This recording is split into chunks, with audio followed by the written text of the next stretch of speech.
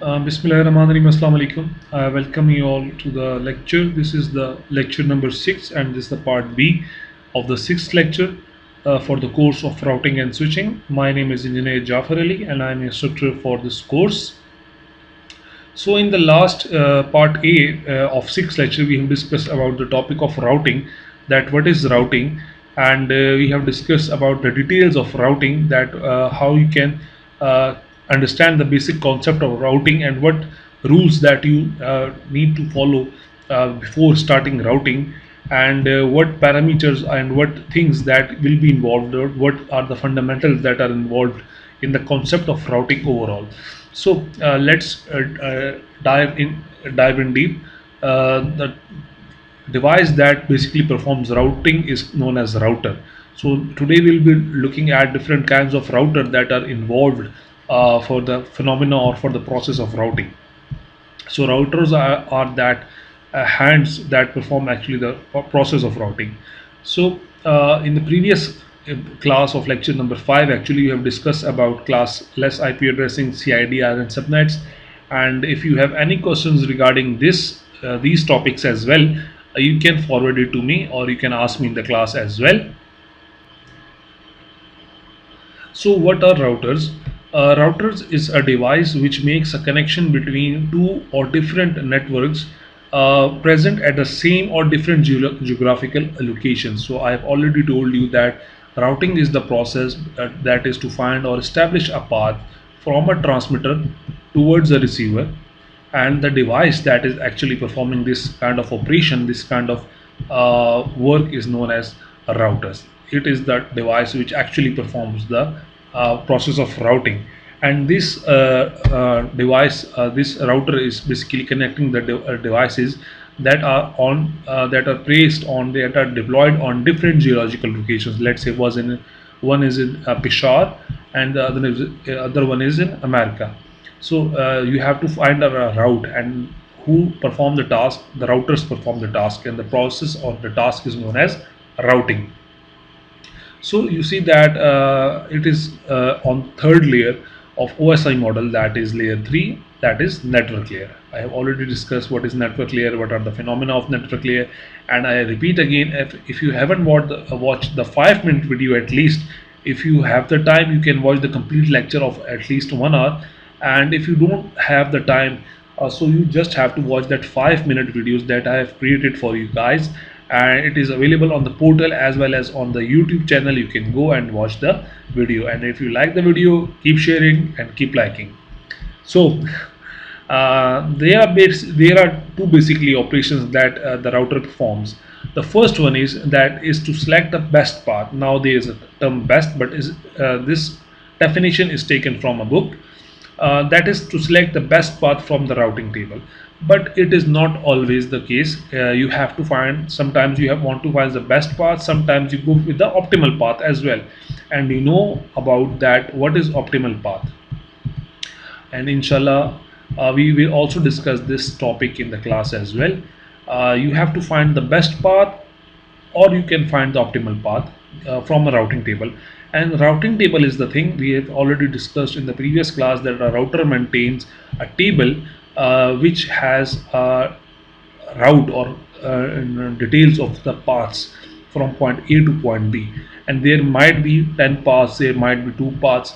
So it depends on the routing table, on the router actually, that how much it saves, and how much memory it carries, and how much processor it is using for the processing. So if you have a good router, it will maybe it might be possible that it is maintaining 10 routes from a single device to another single device. So it depends on the routing and router. And the second path, the second task that a router perform is basically forward the packet on that path.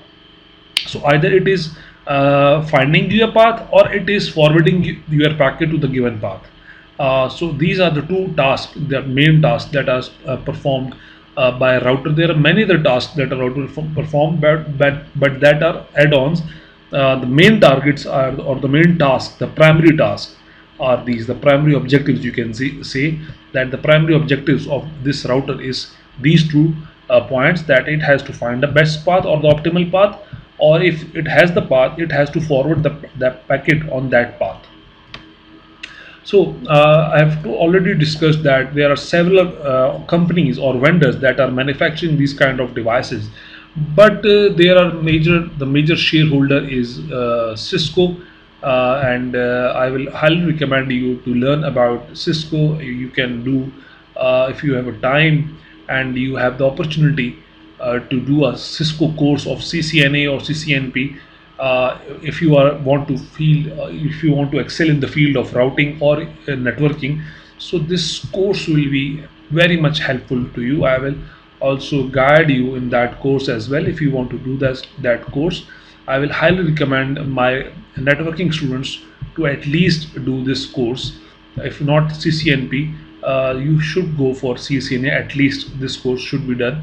If you want to excel in your path of networking, in your field of networking, because this is a gateway. You see that this is the gateway entering into the into the world of networking or switching. So I highly recommend my students to at least do this short course.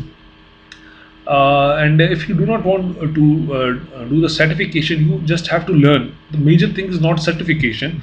I'm not telling you about to do the certification. I'm asking you to learn about this course. And if you want, I can give you the whole course, but there will be some things that is coming with the premium version, but that are even that are necessary. But if you want to do just learning for just learning purposes, you can follow the notes or some free tutorials that are also available on the internet as well. So this is I'm just asking you to learn about the CCNA and the modules that are involved in CCNA, because these will be very much beneficial for you in the field of networking. So coming back to the topic, there are many vendors. Actually, the manufacturing companies are known as vendors. So there are many vendors that are basically producing the kind of devices that are used for routing, and the names of the majority, the highly highlighting companies are Cisco, Nortel, Multicom, Juniper, D-Link, and 3Com. This is basically an American company, 3Com. I might think that you have heard of this name. If not, so this is the American company. And but all of these, there are many other manufacturers or vendors as well. But as I've already told you in the previous class, that the major shareholder is of Cisco. Cisco is capturing the market about 70% or more. So if you have the opportunity to learn about the CCNA, I will highly recommend you to, if possible, go for the certification. If not feasible for you, or due to any reason, at least go for the learning phase as well. Just learn about the CCNA and different modules that are involved in this thing, because you see that there are 70%. This is not exact figure, but it is a hypothesis, or you can say that the annual report of Cisco 2019 labeled it that mentioned that the overall market share in 2019 was 67%. So if not 67%, it might be about 50%, but even 50% is much more as compared to all of these things. So you see that there are 100 devices in the world, let's say, and among that 100 devices, there are 50 devices that are belong to the manufacturer or the vendor of Cisco. So it is not that bad, it is really good. So there are three levels of hierarchy actually. The routers work in three hierarchy. There are three levels of hierarchy. The first one is basically access level or access layer. The second one is a distribution level or distribution layer, and the last one is the core level, or you can also call it core layer. We will also discuss these things in specifically in Cisco, because you see that I want you to learn more about the major shareholder of the market. So access layer routers. What are access layer or access level router? These are the routers that are used by small organization, or you can say, let's say, home, or you can say small companies that are operated in a very low level, or you can say minute level. So these are the routers that are used for that level. It provides the access to the users to different portions of internet, but the quantity of users is very less.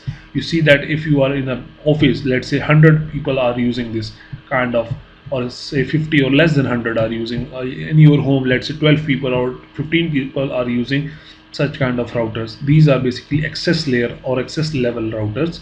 There is low RAM in that router because you do not have to carry a bunch of routing tables and paths for, let's say, 1,000 users or 100,000 users. You have just to maintain 12 users, so it is very easy and feasible for a low RAM and low processing power to manage this kind of network. So that router is very much cheap. Nowadays it is available in the market from the price of ranges from 1000 to 3000 depending upon the quality and the brand. It is available in the market up to three. This is basically Pakistani rupees. This might be plus minus something, but it is around this range, uh, depending upon the quality and the brand. So this actually maintains low number of users, and the port is low, and the price is also low. So everything is low. We see that, so that is why this is known as S layer, and these are mostly used by the small organizations or homes or small industries or offices, small offices, maybe less than 50 users, you can say. This might be more precise, to be honest, more than not more than 50 users. So this is very good for such organization or such buildings or such offices. The second one is basically a little bit advanced version of the access layer, because this is known as distribution layer router. As the name shows that it is basically responsible to maintain a proper ISP or a proper city, or you can say a proper province. So it has a little bit of more duties as well. It performs the same task but at a vast level, at a level of, let's say, a province or a complete city. So you see there, let's say, uh, 5 million people live in a process living in our province. The 5 million managing a routing of 5 million people is not an easy task. It is a huge task. So that is why you use distribution layer protocol router, where you manage the ISP routers. Basically, these are maintained by the ISPs. These are responsibilities of the ISP to provide a good router. That is basically a distribution layer router, and this has a better. Sorry, this is not BA. This is BE. This is better in speed, processing, and RAM than access layer routers, because you see that it has more responsibility. So you see that there is a Chinese proverb that with more power comes more responsibility. So it has more power, but it has more responsibility because it is now managing the routing paths for at least 5 million people. So this is a big or you can say more enhanced version of the access layer router, but it performs almost the same task, but in a very efficient way, in a very better way. The last one is basically the core layer router, and it is basically used by the global ISPs. You see that this is now basically gone into another huge level, that is managing globally. So let's say you are maintaining there is a router who is maintaining, let's say, Pakistan, India, and let's say Bangladesh, and all other small countries like Bhutan, Nepal, Sri Lanka. These are all the, so these all are managed by a router on a geographical region. So that router is basically have a huge responsibility of delivering all of your packets to your uh, respective city, your respective province, and your respective home actually. So this is a big responsibility. So that is why these are the best routers of all these. And but the thing is that it's really costly. You a layman person cannot afford it for its home purposes, because it is not feasible for that as well. So if you can afford it, it is not feasible to buy such kind of huge router, because this is a router that will help you to manage countries, or you can say regions, or you also can say continents. So using a big sword for cutting onions is not feasible as well. So you have to don't you do not have to use these core routers at your home, because it is basically used by global internet service providers, and these are the backbone actually. From this global ISPs, or you can say this core layer routers, the data is provided to the distribution layer, and that from that distribution layer router, the data is provided to the access layer router, and from that access layer router you are connected. So you see that you are not directly connected with this core layer, you are connected to a access layer, and access layer is different access layers combined and form and connect with themselves with distribution layer, and then different distribution layers combine and they are connected to a core level router. So this is basically the three level hierarchy of any router. So coming towards a further classification based upon their functions, there are two more classes of routers. First one is known as fixed routers, and the second one is known as modular routers. The fixed routers are non-upgradable. You cannot add or remove Ethernet or serial ports. So you does not have any slot that you can move or shift or add or subtract from that. So these are fixed and these are integrated on a motherboard. You cannot take it out, or you cannot take the half of it from that motherboard. It is basically fixed on the motherboard. So access routers are usually fixed and you cannot move that or you cannot add a port into that. Whereas modular routers are something very unique, and these are new things that are coming to the market as well. They are known as modular routers, and you can, as the name shows, that you can add up several modules as well. So you can add some kind of ports in it, you can add some interfaces on it, you can add some anything that you want to have as per your requirement. So you can have that router as well. You can add even LAN and WAN cards within that router. So it is basically upgradable router, and this type of router is known as modular router. And the series that is provided by Cisco is greater than 2600 modular routers. Basically, I've also forgot to mention about the router series provided by the Cisco. So Cisco provide these routers for its core level operations, and this is not feasible or visible to the layman. It is normally installed on the offices, big giants offices like ZTE or Huawei or anything like that. Let's say Cisco as well. So these are the things about the routers, fixed routers and modular routers. Now coming towards the ports of the router, there are three ports of the router. First one is known as LAN port, the second one is WAN port, and the third one is administrative ports. So the LAN ports, coming towards the LAN ports are where the local area network is connected with the router. So that kind of ports where you have to connect the local area within the network. So that ports are basically known as LAN ports. Ethernet ports, fast Ethernet ports, giga Ethernet ports. These are all basically the part of this LAN ports that are connected to the router. And this is totally up to you. If you connect your device with the router with the Ethernet port, you are basically asking the router about 10 Mbps of speed. If you are connecting your device with the fast Ethernet port of the router, you are basically asking the device asking the router to provide you the speed of 100 Mbps. Similarly, if you connect your device with the port of gig Ethernet, you are basically asking for 1 GB of, you can see this is 1 GB of data. So 1 Gbps you are asking about this kind of speed. And all these ports are basically connected with using this RJ45 connectors. I hope you have learned about this RJ45 connectors as well. There is a male and there is a female connector. So using these connectors, you can connect your device to any of these ports provided by the router. So these are LAN ports. So there is another port that is known as WAN port, and you might have seen this port as well. So these are the LAN ports that are majority 3 or 4 or even 5 or even more than that.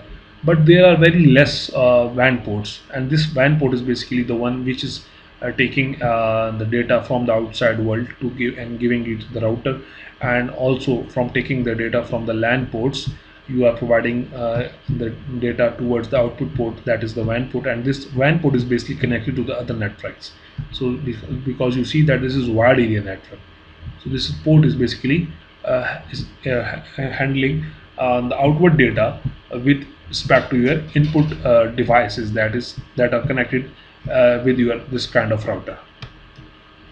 So WAN port, you see that these are details of WAN ports. These are used by router. There are two categories of these serial ports actually. The one is known as 26 pins and the other one is known as 60 pins, and they have their own specifications.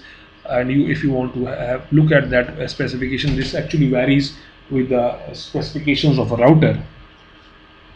So this is basically overall diagram which is showing you the all these things that we have studied till now, the fixed one and the Ethernet one and the modular ones and the LAN, which this is basically the LAN side, and this is basically you can see the WAN side where you have multiple options to play with.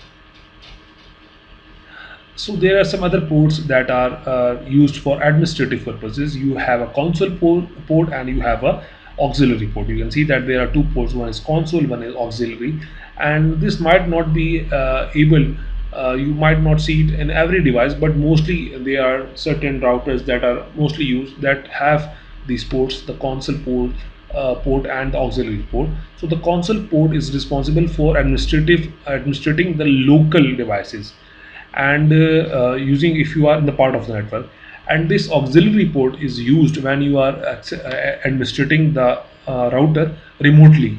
If you are in some other network or in that network but in a far distance, you can use this port to administer this router remotely, and both of these are basically connected with the RJ45. You can see that these are female ports, and you have to plug in a male port into these female ports so that it will start work.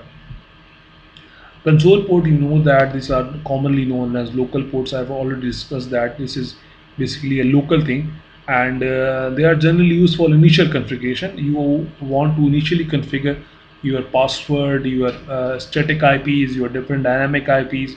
You can do that by using the console ports, and one side is you can see the port and the other side is basically RJ45, and the pin is 9 pin communication port. Now what are console? I am going these topics, giving you an overview, because I cannot be telling you about a fixed router specifically, because if I go to a fixed router and I tell you that there is only one port, and in the future you go to the field and you saw another device and router and you see that there are two ports, so you will think that I was telling lie, that there is only one console port, so or there is one WAN port or LAN port. So that is why I'm going you a brief introduction about these topics, just to have you a clear idea that this is not a fixed path or this is not a fixed thing. It is basically varied according to the demand, according to the manufacturer, according to the client. If a client is having, let's say there is an operator that is, let's say, worried, and it wants a router, so it will and it wants, let's say, 1 million routers, or you can say 100,000 routers. So it is not that thing that it will have to manage with the availability of the routers that are in the market. It will directly ask these kind of vendors to give them a quotation. This is known as quotation, and after that vendors give it the quotation that we will develop for you. So the vendor will have to develop according to the need of the client, according to the need of the device that operator that he wants to sell. So that is not a fixed thing. This is not a fixed thing. This is basically administered and developed. These routers are basically developed as per need of a client. If you become a giant company tomorrow, inshallah, and you want Cisco to give you a specific router with, let's say, 3 ports of LAN, so you can have so you can ask Cisco to give you a specific router that will have 3 ports of LAN.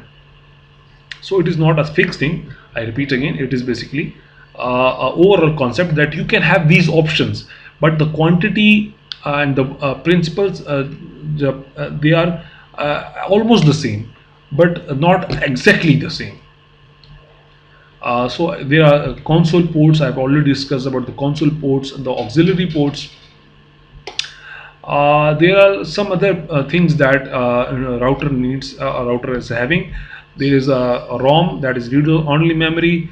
The power on self test, the router should have a power on self test. I will tell you in the class, inshallah.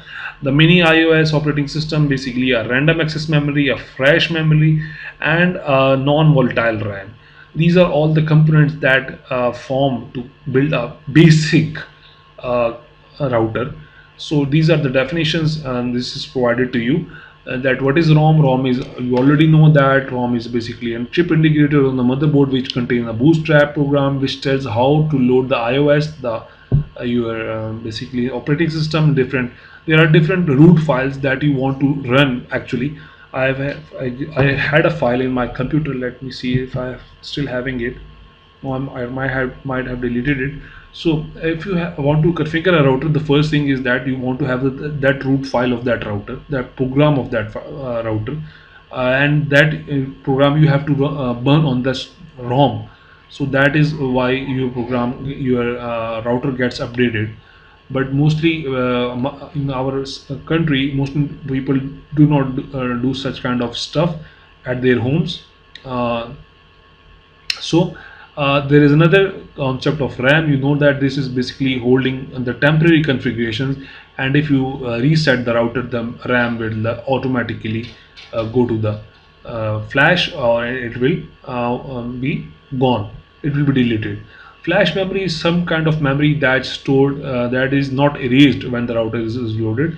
You will still have an image of that file or that data on that flash memory. So it is not erased when the router is reloaded. This is a non-volatile RAM, and it holds the router and the switch configuration. Non-volatile RAM is not erased. This memory is not erased when the router is switched off, reloaded, or switched on. You can still have the basic configuration because this NV RAM is holding the basic configuration of this router, and you cannot delete the basic configuration. You can update it. You see, you can update it by using the passwords and the IP address configuration. But if you reset it, all the previous new IP, or you can say passwords will be gone, but the basic configuration will remain as it is. So that basic configuration is basically stored in this NV, that is non-volatile RAM. So that's all for today. If you have any questions regarding this topic, this router, this is not finished yet. We will also look into to the several other topics of a router as well in the coming class, inshallah, lecture number 7 next week. So I might be able to deliver you more information about this router because it is a huge topic, and I have tried to cover maximum portions. I have basically increased the width of the these topic so that you can have a flavor of every aspect of a router.